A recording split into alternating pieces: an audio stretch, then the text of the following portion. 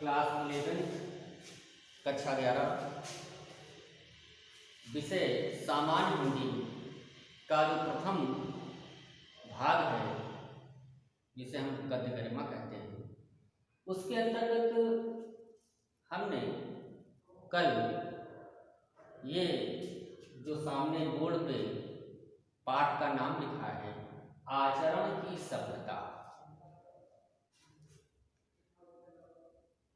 इस पाठ के जो लेखक थे सरदार पूर्ण सिंह जी, उनके जीवन वृत्तांत, उनका साहित्यिक योगदान क्या रहा है, उसके बारे में मैंने कल वर्णन किया था।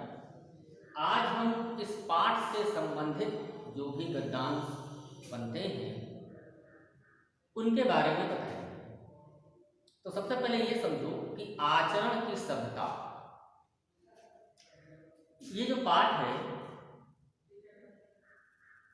ये पाठ हमें क्या शिक्षा देता है, उस शिक्षा के बारे में संपूर्ण लेख तुम्हारी किताब में दिया है। गद्यांश के माध्यम से हम इसके बारे में समझाएंगे। सभी छात्र एवं छात्राएं ध्यानपूर्वक इस गद्यांश को सुने, समझें। तो गद्यांश जो प्रथम है उसके अंतर्गत है मौन रूपी ... बदल दिया। बाकी नोट्स में लिखा हुआ है, उसको लेंगे तो आपको पता लग जाएगा। तो हम गद्यांश को पढ़ते हैं। गद्यांश क्या है? मौन रूपी व्याख्यान की महत्ता इतनी बलवती, इतनी अर्थवती और इतनी प्रभावशाली होती है कि उसके सामने क्या मातृभाषा, क्या साहित्यिक भाषा और क्या अन्य देश की भाषा, सबकी सब तुच्छ प्रतीत होती है। अन्य कोई भाषा दिव्य नहीं, केवल आचरण की मौन भाषा ही ईश्वरीय है। विचार करके देखो, मौन व्याख्यान किस तरह आपके हृदय की नाड़ी नाड़ी में सुंदरता को पिरो देता है।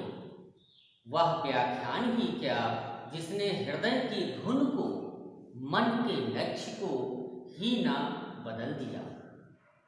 अब देखिए यहाँ पे जो गद्यांश है, इसमें ये बताने का प्रयास किया गया है कि संसार में यदि हम सब लोग आए हैं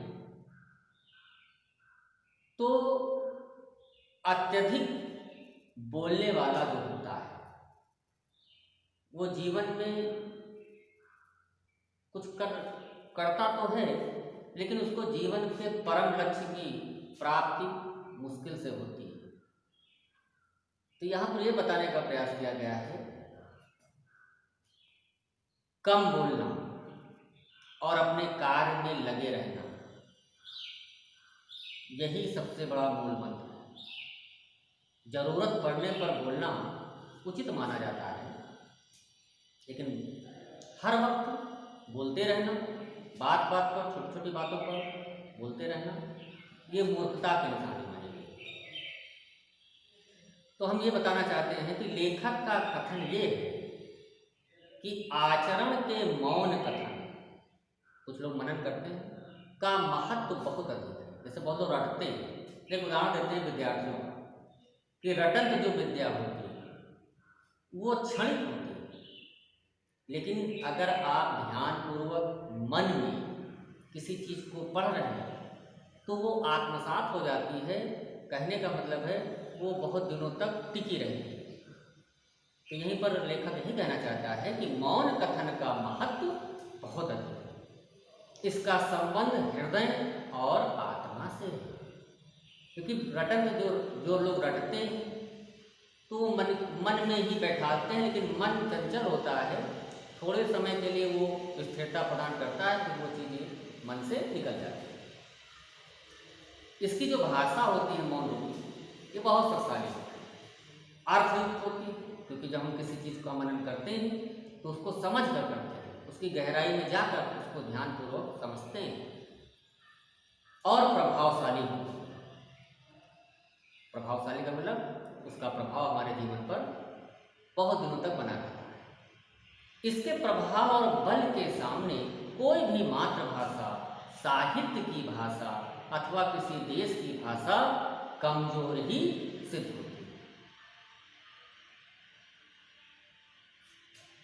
तो संसार में प्रत्येक लौकिक भाषा की तुलना में, लौकिक मतलब जो प्रत्यक्ष रूप से हमारे सामने चाहे जिस प्रकार की भाषा, आचरण की मौन भाषा का अलौकिक स्थान है। अलौकिक सब लोग समझ रहे हैं। लौकिक जो इस धरती लोक पर है, अलौकिक जो ईश्वरीय और जो ईश्वरीय तत्व होते हैं वो जीवन पर्यंत बने रहते हैं। तो इस तरह एक गद्यांश दिया हुआ है। एक छोटा सा उदाहरण है कि मानो कोई पाठ आप पढ़ रहे हैं तो चिल्ला चिल्ला के पढ़ रहे हैं। पाठ तो सभी पढ़ लेते हैं, लेकिन उसको समझना और समझ करके उसको अपने हृदय में, अपने आत्मा में, अपने अंतर्मन में उतारना, ये प्रक्रिया ही सर्वोत्तम मानी गई। इसीलिए जितने भी अध्यापक हैं सब कहते हैं कि इसको समझ कर पढ़ो, समझ कर मन में पढ़ो, ध्यानपूर्वक पढ़ो। वो चीज़ें जो आप करते हैं अगर, तो उसका लाभ 100% मिलता है। तो इस पाठ के अंतर्गत जो गद्यांश मैंने अभी बताया, इससे संबंधित जैसा कि सभी लोगों को ज्ञात है, प्रश्नोत्तर बनाए जाते हैं। तो पहला प्रश्न है कि प्रस्तुत गद्यांश के पाठ और लेखक का नाम लिखिए। तो उत्तर में सभी लोगों को पता होना चाहिए, इसको हम संदर्भ कहते हैं। तो प्रस्तुत गद्य अवतरण हमारी पाठ्य पुस्तक हिंदी गद्य गरिमा के आचरण की सभ्यता नामक शीर्षक से अवतरित किया गया है। शीर्षक को है पाठ, जिसके लेखक मानव प्रेम का संदेश देने वाले सरदार पूर्ण सिंह जी। तो आज के अंक में इतना। इसके बाद अगले अंक में जो अन्य क्वेश्चन बचे हुए हैं उनके बारे में बताया जाएगा।